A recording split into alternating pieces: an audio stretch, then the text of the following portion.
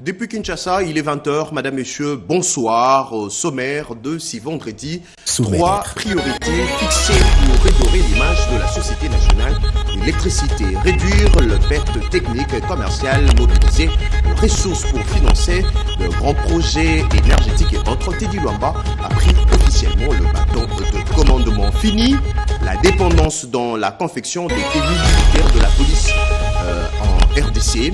Un atelier moderne est en construction dans la commune de Lantsele. L'ouvrage est l'œuvre du service national. Plus de détails dans quelques secondes.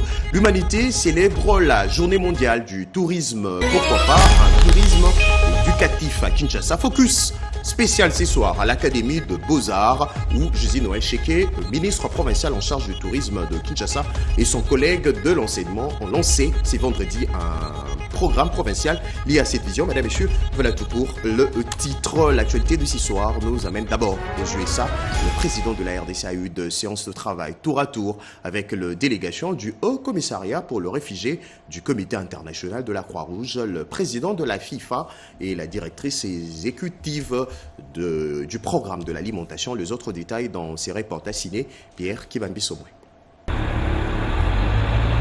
Intense activité du président de la République Félix-Antoine Tshisekedi Tshilombo ce jeudi 25 septembre 2025 à New York, en marge de la 80e session de l'Assemblée générale des Nations unies. Le chef de l'État a eu des entretiens avec une délégation conduite par la directrice exécutive du programme alimentaire mondial Cindy McCain. Aucune déclaration n'a été faite à l'issue de cette entrevue. À noter que l'escalade des conflits et la perte de moyens de subsistance continuent d'enfoncer les familles dans le désespoir dans l'est de la RDC, victimes de l'agression des troupes rwandaises et de leurs supplétifs de l'AFC M23. Face à la montée de la faim dans l'est du territoire national, le PAM en appelle à une action urgente. Le chef de l'État a aussi eu des échanges avec la présidente du Comité international de la Croix-Rouge, Madame Mirjana Spol-Jarik. Opérationnel dans l'est de la RDC, le CICR s'est assigné la mission de protéger les victimes de la violence armée en fournissant des soins aux blessés et aux malades, en facilitant l'accès à l'eau et à la nourriture, en réunissant les familles séparées et en visitant les détenus. Reçu à son tour par le président de la République Félix-Antoine Tshisekedi Tshilombo, Gianni Infantino, président de la Fédération internationale de football association, s'est dit honoré d'avoir rencontré un fervent sportif du ballon rond au pays hôte de la prochaine Coupe du monde de football des États-Unis d'Amérique. En plus, c'est un grand plaisir de rencontrer le président, mon frère Félix Tshisekedi, un président qui est passionné de football. Donc, on a pu parler des différents projets que la FIFA a pour le pays. Évidemment, on parle des stades, on parle des infrastructures, des arénas FIFA, des terrains, des écoles, de la formation. Ça, c'est tous des projets qu'il faudra mettre en place. Aujourd'hui, au sein de la fédération, on a parlé de ça aussi, évidemment, j'ai informé le président, il y a une commission de normalisation, donc il faut que le processus au niveau de la fédération avance, qu'on puisse faire des élections ces prochains mois dans des bonnes conditions pour qu'une nouvelle fédération se mette en place et pour qu'on puisse faire avancer tous ces projets. Ceci dit, on a parlé évidemment aussi de l'équipe nationale qui joue très bien. Malheureusement, le dernier match pour le pays n'a pas été ce que le pays espérait. Mais l'équipe est bonne et on est ici aux États-Unis, donc période de la prochaine Coupe du Monde. On espère, on va voir si l'équipe se qualifie dans le groupe, dans les barrages, on verra. Mais en tout cas, l'équipe est très bonne et que le meilleur gagne. Les missions diplomatiques et consulaires de la RDC doivent recevoir de sceaux sécurisés. À New York, le ministre d'État en charge de la justice a remis ses importants attributs de pouvoir à l'ambassade de la RDC à Washington et à la mission permanente de la RDC aux Nations Unies, depuis New York jusqu'à Koussémé. C'est une courte cérémonie pleine de signification, organisée ce jeudi à la mission permanente de la République démocratique du Congo auprès des Nations Unies à New York.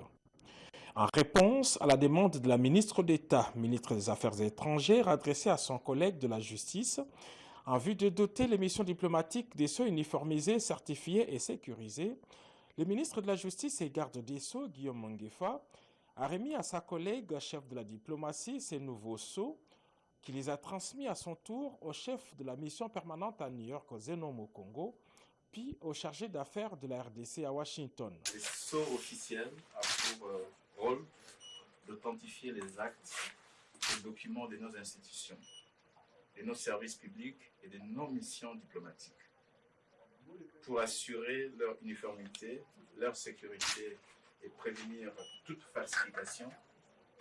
Ma collègue, Madame la ministre des Affaires étrangères, m'a demandé de doter nos ambassades et missions diplomatiques de sceaux certifiés et sécurisés par notre ministère. C'est ainsi que, Madame la ministre d'État, nous garantissons la crédibilité et l'authenticité de nos actes officiels à l'international et que nous renforçons la confiance envers notre pays. En sécurisant nos sceaux et en protégeant l'authenticité de nos actes, nous affirmons la crédibilité de la République démocratique du Congo sur la scène internationale. Le garde des Sceaux officiel a par la même occasion retiré les anciens cachets. Le renouvellement de ces attributs du pouvoir s'ajoute à plusieurs actions entreprises par la chef de la diplomatie sur instruction du chef de l'État, Félix-Antoine Tshisekedi Tshilombo, pour redorer l'image des marques de missions diplomatiques et consulaires de la République démocratique du Congo. En marge de la 80e session ordinaire de l'Assemblée générale des Nations unies, une conférence de haut niveau a été organisée par le bureau conjoint de la représentante spéciale de l'ONU sur la violence sexuelle en période de conflit, la Sierra Leone et la RDC, représentée par la première dame, Edith Chala. La 80e session de l'Assemblée générale des Nations unies a offert une tribune aux défenseurs de la dignité humaine et des droits des victimes.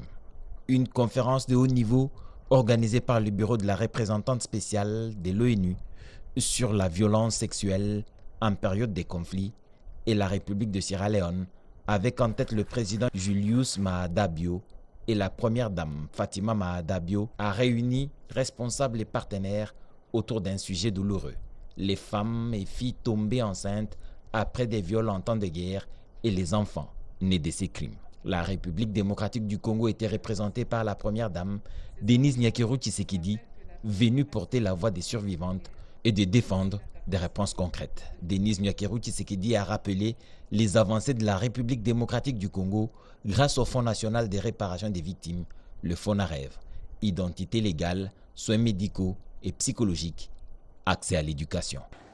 Nous savons que la route est encore longue. Ces enfants ne demandent pas notre pitié.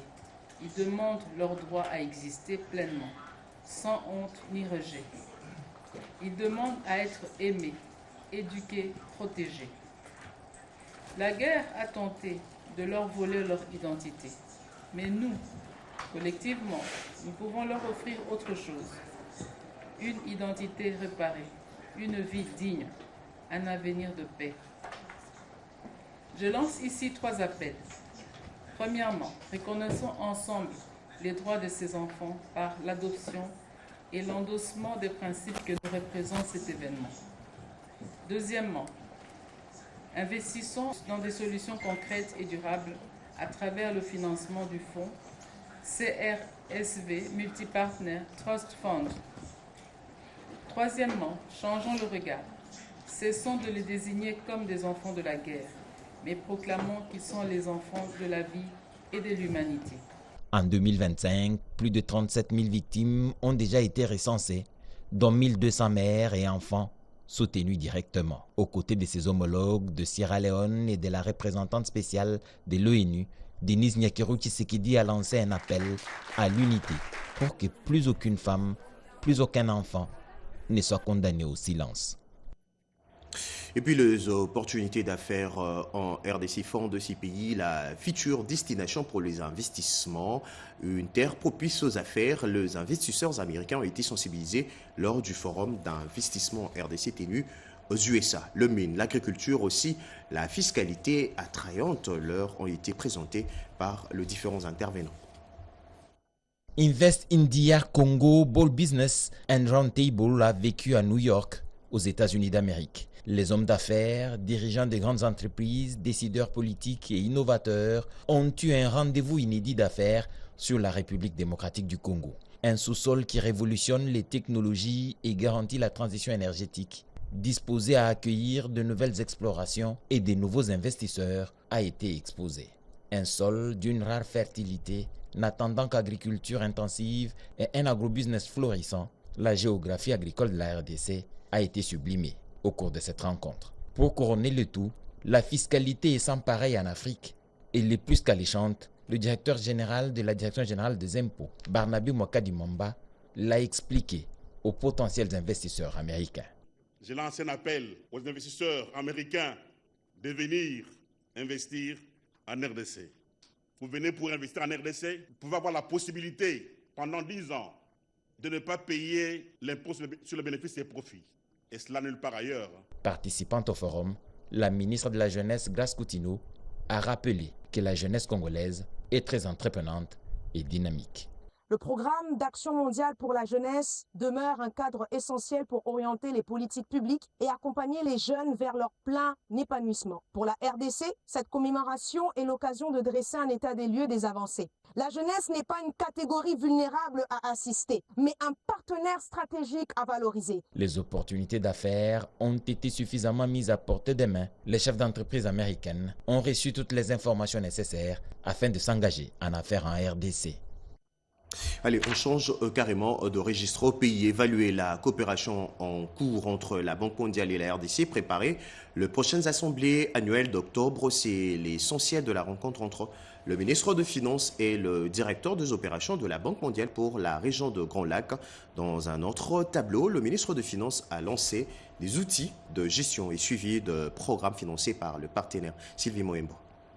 Il s'agit d'un portail de suivi des projets et programmes financés par les partenaires techniques et financiers ainsi que d'un logiciel de digitalisation de la procédure de mise en charge de la fiscalité indirecte des marchés publics à financement extérieur. Ce portail de suivi constitue un instrument de pilotage intégré et transparent dont l'objectif est de fournir une supervision factuelle de l'exécution financière et physique de projets. Le ministre des Finances, Doudou Fwamba Likundeli Botaï, salue le partenariat avec le FIDA pour la conception et le déploiement de ces innovations en insistant sur la nécessité d'un engagement collectif pour garantir leur succès. Ce tableau de bord s'éveille un levier de transparence, de coordination et d'aide à la décision. Il est accessible à nos élus dans une logique d'ouverture institutionnelle afin de faciliter l'exercice du contrôle et d'évaluation des politiques publiques tout en renforçant la redevabilité. Avec le directeur des opérations de la Banque mondiale, Albert Zefak, les échanges avec l'Argentine nationale ont porté sur la consolidation de la collaboration, la mobilisation des ressources et la mise en œuvre des projets structurants tels que INGA et le corridor de Lobito, considérés comme des leviers de croissance pour la RDC. Toutes ces réformes qui sont actuellement en train d'être mises en œuvre, qui seront déterminantes pour la compétitivité de l'économie congolaise et la mobilisation de ressources absolument nécessaires à la réalisation des projets structurants comme INGA et comme le Lobito Corridor. Cette rencontre a réaffirmé le partenariat solide entre la Banque mondiale et la République démocratique du Congo, orienté vers un développement durable et inclusif. Dans l'actualité également, relancer le dialogue autour de revendications sociales de professeurs de l'université de Kinshasa. Le membre de leur association était chez le vice-premier ministre du budget. Autre rencontre aussi, celle d'Adolphe Muzito et la délégation de l'administration du ministère du budget, Anita Lomba et Chikobi Ponda. C'est un signal fort venu du sommet de l'État. Le vice-premier ministre en charge du budget, Adolphe Muzito, a eu des échanges avec une délégation de l'APOUKIN, l'association des professeurs de l'université de Kinshasa. Une rencontre capitale, placée sous le sceau de l'écoute, de l'action et surtout de la volonté politique. Sur instruction directe du président de la République, Félix Tshisekedi, le gouvernement est sommé de réévaluer ses engagements vis-à-vis des partenaires sociaux. Et dans ce contexte, les revendications des professeurs, longtemps restées lettres mortes. Le vice-premier ministre nous a dit qu'il a reçu l'ordre du chef de l'État pour résoudre les problèmes sociaux des professeurs. C'est pourquoi il a demandé que l'on crée une commission qui commence le travail tout de suite pour que les conclusions auxquelles nous allons aboutir, qu'on lui donne cela le plus vite possible pour qu'il trouve des remèdes appropriés. Outre cette question, Adolphe Muzito affiche une volonté ferme de mettre en œuvre le 6e pilier du programme du président de la République axé sur le renforcement de l'efficacité des services publics, une action menée sous la coordination de la première ministre Judith Suminwa. Pour ce faire, il a reçu une délégation de l'administration de son ministère conduite par le président de la délégation syndicale. Objectif, relancer le dialogue autour du cahier des charges des agents du budget déposé depuis le 30 mai dernier. L'autorité a jugé bon qu'on lui donne le temps d'examiner le cahier des charges pour y apporter des solutions. Un atelier est prévu à Bibois pour approfondir les discussions et poser les bases d'un nouveau départ pour le ministère du Budget. Et puis cette affirmation, le programme de transformation de l'agriculture s'y porte bien. Le satisfait du directeur général région Afrique centrale de la Banque africaine du développement qui a été reçu par le coordonnateur national du Fonds social de la RDC. Ces discussions entre Philippe Ngwala Malimba, coordonnateur national du Fonds social de la République démocratique du Congo, et le directeur général de la Banque africaine de développement pour la région Afrique, Léandre Bassolé, augure des lendemains meilleurs dans la collaboration entre la BAD et le Fonds social de la République démocratique du Congo. À la tête d'une forte délégation des experts, consultants et autres managers, Léandre Bassolé est venu discuter avec les autorités congolaises sur les interventions en cours de la Banque africaine de développement et sur les perspectives et la collaboration entre cette institution africaine et le gouvernement de la RDC. Cet entretien avec le coordonnateur national du Fonds social de la République démocratique du Congo s'inscrit dans le cadre de la mise en œuvre du programme de transformation de l'agriculture. Je suis satisfait de la mise en œuvre de notre intervention au niveau du PTA, le programme de transformation de l'agriculture, qui est une initiative salutaire qui répond à une volonté du président de la République tout en créant plus d'emplois et transformer localement nos produits agricoles. Et donc le Fonds social, qui est la structure de mise en œuvre de ce programme gouvernemental, est à féliciter à plusieurs niveaux. Après ces échanges, Léandre Bassolé a confirmé sa satisfaction sur l'état d'avancement de ce projet géré par le Fonds social de la République démocratique du Congo. Il a en outre confirmé que la BAD continuera à s'inscrire dans cette dynamique de soutenir cette initiative du président de la République Félix-Antoine Tshisekedi. Rendons-nous à présent au Parlement congolais. L'audition du rapport et examen de pétitions contre quelques membres du bureau au centre d'une plénière convoquée ce vendredi 26 septembre 2025 par l'Assemblée nationale. Le rapport de la commission spéciale a été déclaré recevable et fondé. Blaise Bokoka et Bernard Bodo.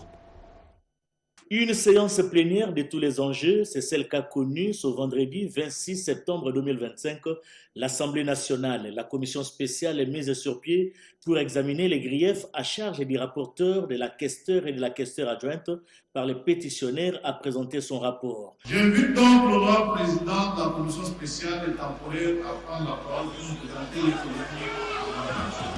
Le président de cette commission, l'honorable Peter Kazadi, a fait l'économie des auditions du reste des membres du bureau concerné par la plénière, ceux hormis les honorables Vital Kamere et Dominique Mounongo, déjà déclarés démissionnaires. Le rapport exhaustif a été lu par le rapporteur de la dite commission au cas par cas, sous le regard attentif non seulement du bureau de la Chambre basse du Parlement, présidé par l'honorable Isaac Jean-Claude Chilumbaï, mais aussi des honorables députés venus nombreux pour participer à cette plénière. Au regard de la défense développée par les membres du bureau incriminés, Jacques Joly, rapporteur, Chimène Polypoli, questeur, et Grace Nema, questeur adjointe, le rapport de la commission spéciale a été déclaré recevable. Après le vote, les honorables députés concernés par la pétition demeurent dans leurs postes respectifs. C'est dans la sérénité que la plénière s'est déroulée, l'objectif étant celui de voir les honorables députés démobiliser les énergies pour l'examen et le vote de la loi des finances pour l'exercice 2026, déjà dans le bureau du président de l'Assemblée nationale après son dépôt par le gouvernement. Signalons qu'avant la plénière, l'honorable président Jean-Claude Tshilombaye a présidé la conférence des présidents de l'Assemblée nationale. Question d'harmoniser les vues sur le bon déroulement de la plénière de ce vendredi. Il est à présent temps de suivre les priorités fixées par le nouveau directeur général de la Société nationale d'électricité, Teddy Luamba. Réduire les pertes techniques et commerciales, mobiliser les ressources pour financer de grands projets énergétiques et autres. C'est un reportage signé Yvette Makuntima et Dinjala dans un film de Fiston Wavingara. Nouveau leadership à la tête de la SNEL SA, ingénieur Teddy Luamba Mouba prend les commandes avec ambition et rigueur. La Société nationale d'électricité SNEL SA a tourné une nouvelle page de son histoire avec la cérémonie solennelle des remises-reprises entre le directeur général sortant Fabrice Lucinde Walusangi Kabemba et son successeur, ingénieur Teddy Luamba Mouba. Dans son adresse, le nouveau patron de la SNEL SA a exprimé sa gratitude envers le chef de l'État Félix-Antoine Tshisekedi Tshilombo et la première ministre pour la confiance placée en lui. Il s'est engagé à impulser une nouvelle dynamique au sein de l'entreprise. Poursuivre l'amélioration des conditions techniques de l'outil de production, de transport et de distribution de SNEL SA, en modernisant notre parc industriel et en se focalisant sur une migration vers une gestion digitale. Mobiliser les financements, innover dans l'exploitation des opportunités face aux nouveaux produits financiers existants et ce, dans le seul but de construire de nouvelles infrastructures et accroître la capacité de SNEL SA. Parmi ces priorités, l'on note la digitalisation des services, la réduction des pertes techniques et commerciales ainsi que la mobilisation des ressources pour financer les grands projets énergétiques du pays.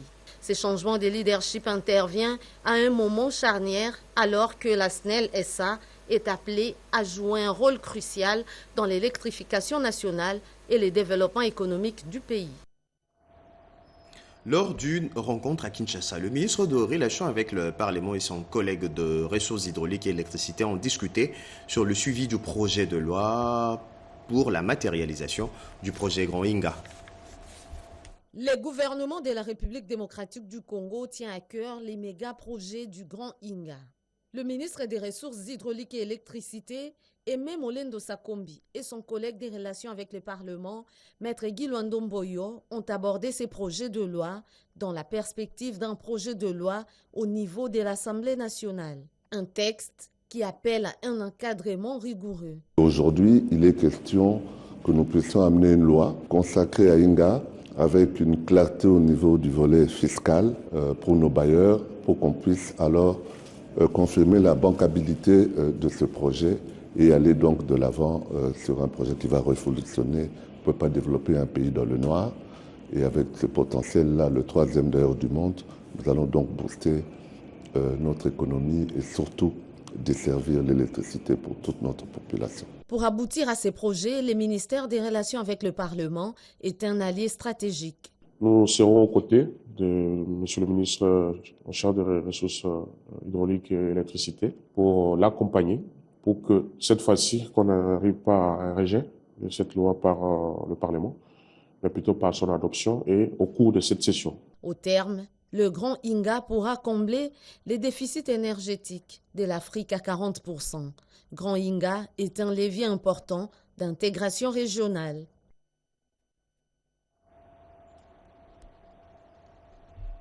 C'est un projet ambitieux qui caresse le dirigeant de la régie de voies aériennes. L'entreprise s'apprête à doter son personnel d'un siège social digne de son rangé. Vous propose de suivre le résumé de la signature officielle du contrat de construction de ces bâtiments de 3 niveaux. C'est un immeuble de 3 niveaux qui va bientôt sortir des terres, capable de contenir tous les bureaux et les personnels de la Direction générale de la régie de voies aériennes. La signature du contrat pour la construction du siège social de la RVA SA s'est effectuée entre les responsables de cette entreprise d'État et la Société Générale Congolaise, sélectionnée dans le respect des procédures d'appel d'offres internationales. Le coût de travaux est de 8 432 505 $, hors toute taxe, et la durée prévisionnelle de travaux est estimée à 15 mois. Quant au financement de ce projet, la Banque africaine de développement interviendra à concurrence de 50% et la RVA le 50% restant. Le conseil d'administration qui imprime et pilote la politique générale de l'entreprise, la construction de cet immeuble va davantage contribuer à la productivité du personnel. Cet ouvrage a été conçu en partenariat avec le groupe de la Banque africaine de développement BAD. Ce jour, nous concrétisons l'un des axes majeurs de la vision de son Excellence, Monsieur le Président de la République, Félix-Antoine Tshisekedi Tshilombo, dans son volet infrastructure dédié au bien-être de population et aux bonnes conditions de travail. Dans moins de 2 ans, soit 1 année et 3 mois, ce nouveau bâtiment sera livré aux bénéficiaires et offrir un bon cadre de travail pour une bonne image de marque de la régie de voies aériennes. Je le disais à l'introduction de cette édition, le service national compte produire de tenues militaires et policières. Un projet hautement stratégique qui verra le jour dès décembre de cette année. Un atelier national de confection sortira de terre dans la commune de Lantsele. Cédric Enina. Ntsele dans la périphérie de Kinshasa. Ici se dresse une imposante structure métallique sur une étendue de près de 5000 mètres carrés. C'est ici que sortira des terres le tout premier atelier national de confection des tenues des militaires et policiers, y compris les bâtisseurs du service national. Fini donc des tenues venues d'ailleurs. Et désormais, la RDC va habiller ses forces de défense et de sécurité chez lui. Une vision du chef de l'État Félix-Antoine Tshisekedi, traduite en actes par les commandants du service national. Le lieutenant-général Jean-Pierre Kassongo-Kabouik, qui a inspecté les travaux sur place et appuie sur l'accélérateur. L'ouvrage doit être livré avant le 31 décembre, pas un jour de plus. Nous attendons que le mois prochain, on amène des bâtisseurs. Nous avons quand même des défis, il nous faut de moyens parce qu'il faut construire quelque part les cantonnements. Il faut tout un bataillon, il faut plus ou moins 850 bâtisseurs qui vont commencer à travailler ici chaque jour. Quand ils vont venir ici, il faut les loger. Nous n'avons pas encore de logement, donc il y a ces défis-là. Et chaque jour, commenceront à produire 2000 tenues. Et la capacité annuelle, c'est plus ou moins 700 000 tenues annuellement. Ça couvre le besoin de l'armée, de la police, du service national. Le fil de son destin aiguille en main, la RDC se détache d'une dépendance de trop et s'affranchit sous Félix-Antoine Tshisekedi. L'ossature métallique debout, c'est une fierté nationale portée par les bâtisseurs du service national. L'humanité célèbre la journée mondiale du tourisme. Eh bien, pourquoi pas un tourisme éducatif à Kinshasa. À l'Académie de Beaux-Arts, Jésus Noël Cheke, ministre provincial en charge du tourisme de Kinshasa et son collègue de l'enseignement ont lancé ce vendredi un programme provincial lié à cette vision. Bobo Samba. Ce programme comprend entre autres le tourisme itinérant. Il s'agit de visites de sites historiques, touristiques et culturels. Il y a aussi les tourismes sédentaires caractérisés par des immersions, des animations et ateliers dans les établissements scolaires. Enfin, le tourisme virtuel axé essentiellement sur des découvertes liées aux nouvelles technologies. Le ministre provincial en charge de l'éducation, Jeannot Cano-Larose, a salué cette initiative pour laquelle son ministère est pleinement mobilisé pour accompagner la formation des élèves quinois à travers le tourisme. Représentant le gouverneur de la ville de Kinshasa, Jésus Noël Cheke, ministre provincial en charge du tourisme, a circonscrit l'événement et rappelé la nécessité pour les responsables des établissements scolaires et du système éducatif de s'approprier de ce programme, vecteur du patriotisme, car, a-t-il dit, pour aimer son pays, il faut également le connaître. Son Excellence, Monsieur le gouverneur de la ville de Kinshasa, Daniel Doumbaloubaki, il tient à ce que la jeunesse de la ville de Kinshasa puisse non seulement connaître son histoire, puisse apprendre et à se développer à travers le programme du tourisme scolaire. S'en est suivi la visite de quelques stands érigés ici à l'Académie des Beaux-Arts dans le cadre de la célébration ce 27 septembre de la Journée mondiale du tourisme. Cette série d'activités va se clôturer les dimanches 28 septembre, date à laquelle il est prévu notamment une randonnée ferroviaire avec des élèves. Ce, grâce au concours de l'ONATRA. Au-delà de la RDC, le ministre Didier Manzenga a représenté le pays à la conférence internationale sur le tourisme en Afrique.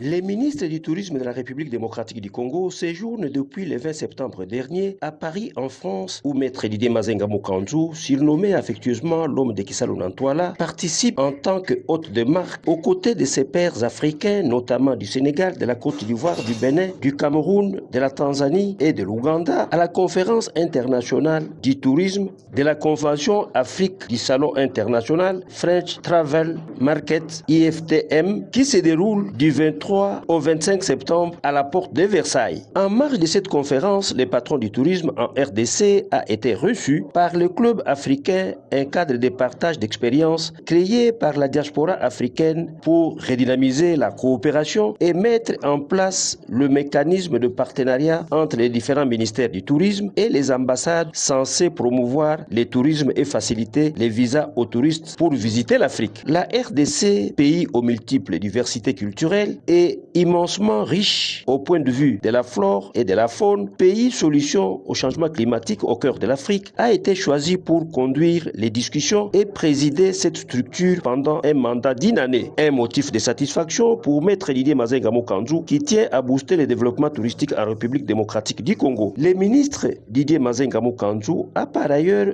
indiqué que le vrai problème de l'Afrique est celui des visas aux touristes et des réformes courageuses à engager pour digitaliser les systèmes touristiques.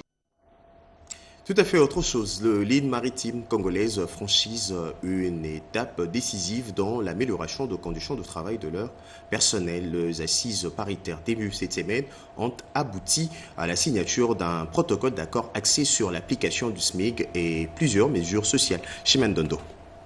Les lignes maritimes congolaises viennent de franchir une étape importante dans l'amélioration des conditions de travail du personnel. Les assises paritaires tenues cette semaine ont débouché sur la signature d'un protocole d'accord entre les banques patronales et les banques syndicales axé essentiellement sur l'application du SMIC et d'autres mesures sociales. Nos hommages à son Excellence Monsieur le Président de la République, Félix Antoine Tshisekedi Tshilombo, qui place toujours l'homme au centre de son action, et saluons sa vision de redistribution des richesses au profit des travailleurs.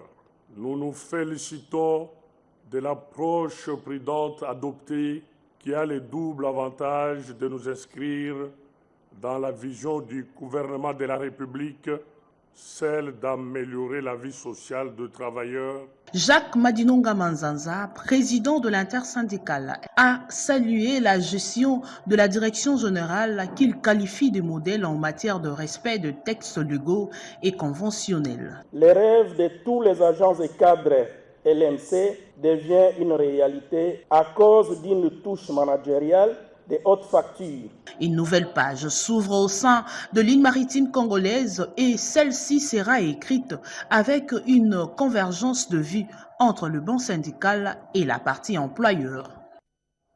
Écho de parti et formation politique, le secrétaire général adjoint de l'Union pour la démocratie et le progrès social rassure l'opinion nationale sur leur engagement sans faille envers les orientations du président de la République, autorité politique de référence. Ils l'ont dit lors d'une déclaration rendue publique et une copie est parvenue à notre rédaction. Alain Bikaï.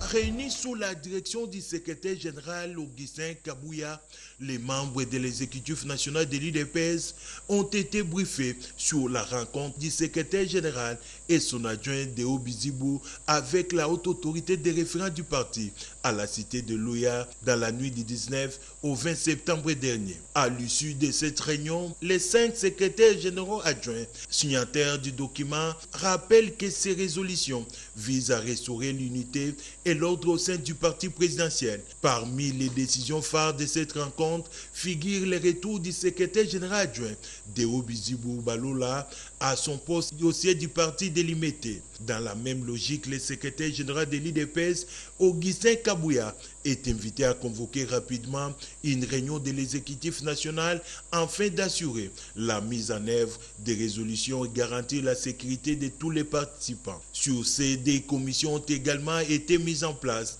l'une chargée de préparer les congrès du parti prévu pour décembre 2025 et l'autre de travailler sur la réforme des statuts ainsi que du règlement intérieur de l'UDPS Tshisekedi. Dans leur message, les secrétaires généraux adjoints exhortent toute la base militante à demeurer soudée derrière la haute autorité de référence Félix Antoine Tshisekedi et à respecter les décisions arrêtées lors des récentes assises. Enfin, ils ont réaffirmé leur soutien à Augustin Kabouya Chilumba, qui assure l'intérim à la tête du parti, en plus de ses fonctions de secrétaire général. Et puis, en bref, c'est en prélude de la 47e Assemblée Générale Ordinaire de la CAF qui se tiendra le 6 octobre prochain à Kinshasa. Les activités du festival de la CAF lancées le jeudi dernier s'y sont poursuivies. C'est vendredi 26 septembre 2025 dans l'enceinte de l'Université pédagogique nationale, marquant symboliquement le coup d'envoi de la rentrée scolaire. Mesdames et messieurs, voilà tout pour ce soir. C'est un journal de la rédaction coordonné par Pati Tundwango, réalisé par Junior Louyeye et Chemin Dondo, assisté de Derrick Siloumou, Liévin Yoba, Ruben Kumbu et Narcisse Makani. À toutes et à tous, bonne soirée chez vous. Je vous retrouve demain avec le même plaisir, surtout le même sourire. À demain.